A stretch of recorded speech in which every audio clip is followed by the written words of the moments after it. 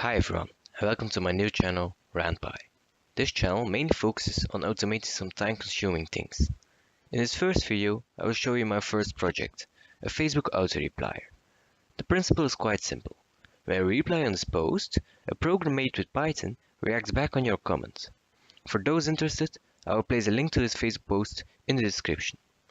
So, if I reply vacation, I get a proposal for my next holiday destination.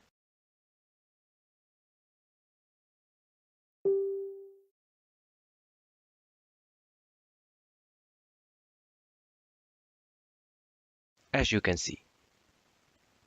This idea arose when I was scrolling on Facebook and suddenly found a post where they asked to respond, after which an instant reply came. After looking this up, it turned out that it was possible with a paying program. Since I'm only a pure student, it seems better to me to make this by myself using Python. Personally, for example, I think a company can benefit from this because customers are encouraged to respond to your business page.